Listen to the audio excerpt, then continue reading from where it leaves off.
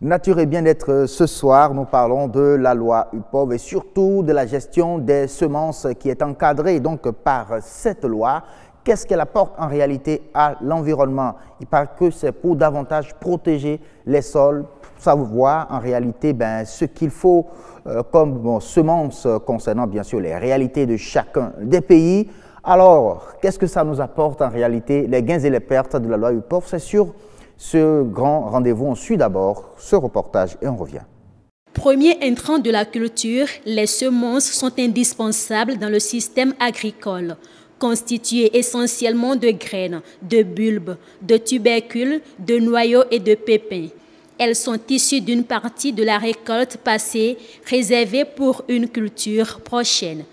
C'est nous-mêmes qui produisons, et tels que Grande Morelle et Amarante et Chayo que nous appelons basilic, et il y a d'autres que nous-mêmes produisons. Au Bénin, certaines semences proviennent d'ailleurs et pour cause, la non-disponibilité de ces dernières au niveau local. Cependant, il se pose un problème de conservation. Les autres produits, ça vient de l'Europe, aux Pays-Bas, en France, tels que les laitues, c'est-à-dire les salades, les carottes, un peu de tout. Les produits qui viennent de l'Europe, parce que les méthodes de conservation, des fois, on n'a pas le résultat. Les pépinières que nous faisons, nous n'avons pas les 80% de germination. Peut-être c'est pour pallier à ces difficultés que le gouvernement œuvre désormais pour son adhésion à la Convention internationale de la protection des obtentions végétales UPOV. Une loi qui porte sur les variétés de culture. Mais les paysans, paysannes et les acteurs de la société civile se disent être contre cette démarche de ratification. Pour eux, la loi UPOV ne profite pas le Bénin. Allez, merci beaucoup donc à vous, Cécile Roundé, d'avoir revu ce reportage de Thibault pour nous sur cette édition de Nature et Bien-être où nous parlons bien sûr des semences et surtout cette loi qui les encadre désormais. Et pour ce plateau, nous recevons M. Bertrand Yerouenou. Vous êtes le secrétaire permanent de Synergie Paysanne. Bonsoir. Bonsoir, monsieur. Merci d'avoir accepté notre invitation et de venir parler de cet intrant indispensable à l'agriculture, mais qui aussi participe beaucoup à la gestion de l'environnement, puisqu'il faut savoir gérer l'environnement pour permettre bien sûr à ces semences-là de germer comme il le faut. Alors, on se pose la question de savoir, quel lien il y a entre environnement et les semences? Merci beaucoup. Oui. Les semences... Après la terre, qui est la première ressource pour le paysan, oui, c'est les semences. Et les semences sont très importantes. Et si le paysan n'utilise pas de bonnes semences, il peut polluer l'environnement. Parce qu'il y a des semences qui obligent le paysan à utiliser par exemple des engrais chimiques, à être dépendant des pesticides, alors qu'au niveau du monde agricole, on fait la promotion de l'agriculture familiale aujourd'hui, qui demande beaucoup plus l'utilisation des semences paysannes, qui permet aux paysans de faire de l'agroécologie. Alors, donc comme quoi les semences ont aussi des impacts sur le sol. Tout à fait. Donc il faut savoir choisir ces semences-là concernant, par rapport bien sûr aux réalités de chacun des pays. Exactement. On peut le dire ainsi. Alors si c'est ainsi, est-ce que c'est cela qui justifie la mise en place de cet encadrement, c'est-à-dire la loi UPOV? Au fait, la loi UPOV ne vient pas aujourd'hui pour encadrer les semences en tant que telles. Ah, d'accord. Mais c'est une convention qui a été créée en 1961 et qui a été révisée 3 fois, en 1972, en 1978 et la dernière fois en 1991. Donc c'est pour ça qu'on parle de l'UPOV 91. Et, au fait, l'UPOV, c'est pour protéger, c'est l'Union internationale pour la protection des obtentions végétales. Donc, en quelque sorte, c'est comme si quelqu'un qui fait une découverte sur du végétal, la loi UPOV vient protéger ses intérêts, en fait. Ah, en fait, ça vient protéger les intérêts de l'obtenteur. Celui qui découvre est appelé l'obtenteur. L'obtenteur du végétal est protégé par l'UPOV. Par l'UPOV. En réalité, bon, alors, qu'est-ce qu'on gagne du point de vue environnemental aujourd'hui en adoptant, bien sûr, cette loi, en signant cette convention au Bénin? Le décret du 10 février 2017 transmet l'UPOV à l'Assemblée nationale pour être ratifié, oui, pour demander aux députés de voter l'autorisation du Bénin à adhérer à l'UPOV. Si on ne prend rien d'autre que les arguments dans ce décret du gouvernement, dans ce décret, c'est dit que le paysan peut avoir de nouvelles variétés et il pourra faire plus de revenus et il peut même devenir obtenteur.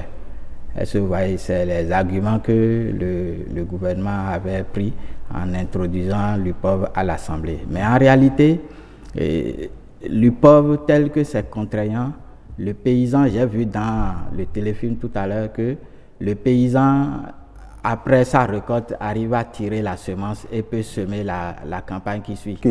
Mais si on va à l'UPOV, le paysan ne peut plus faire ça. Le paysan ne peut plus tirer la semence protégée par l'obtenteur. Le paysan qui a acheté, d'abord il doit acheter pour semer. La campagne qui suit ne peut plus prendre de sa récolte pour semer encore. Il est obligé d'aller acheter auprès de l'obtenteur la semence. Et pourquoi voilà, on met en place cette barrière-là? C'est un retour sur investissement. Ça doit avoir quand même des avantages du point de vue environnemental, c'est pas... Avantage du point de vue environnemental, je ne suis pas tout à fait d'accord parce que c'est des semences qui amènent le paysan à être dépendant des pesticides, à être dépendant de l'engrais chimique. Et je prends par exemple le maïs. Aujourd'hui, si le Bénin ne protège pas son maïs et va à l'UPOV, la loi UPOV dit au niveau de l'article 14 que la variété est nouvelle parce qu'il faut que les variétés prennent 4 critères. Il faut la nouveauté, l'homogénéité, la distinction et la stabilité. Et quand on prend rien que le caractère nouveau de la variété, c'est toute variété qui n'est pas protégée à la date de demande d'adhésion du pays à l'UPOV. Donc si par exemple on ne protège pas ce qu'on mange comme le maïs et qu'on va à l'UPOV, c'est que le paysan va avoir peut-être notre maïs là, que quelqu'un dit que c'est lui qui a découvert et qu'on vient nous protéger et on dit que c'est une obtention. Est-ce qu'on a déjà des semences protégées au Bénin? Voilà. C'est pour ça que les semences ne sont pas encore véritablement protégées. Et le 13 mars 2018, on a eu des échanges avec le ministère de l'Agriculture et les députés. On a dit le Bénin a besoin de régler des préalables avant d'aller à l'UPOV. Si l'UPOV présentait des avantages, en termes de préalables, c'est de protéger d'abord ce que nous mangeons. On a près de 13 000 variétés, paraît-il. Et il s'est fait que le 16... De maïs seul? Non, de toutes les semences. Végétales. Ok, d'accord. Donc, on s'est dit, il faudrait qu'il y ait un catalogue de semences au Bénin. Il faudrait qu'il y ait un comité national de semences au Bénin. Donc, le 16 mars, le gouvernement, le Conseil des ministres a pris des décrets pour instituer le catalogue national de semences. Très bien. Donc, il reste le travail à actualiser ce catalogue-là pour que le comité aussi travaille à recenser pratiquement tout ce qu'on a comme semences qui participent en réalité à notre sécurité alimentaire. Oui. Parce que les pays de l'Europe, avant d'aller à l'UPOV, ont d'abord protégé ce que leur communauté mange. Et les obtenteurs n'ont que les fleurs à protéger.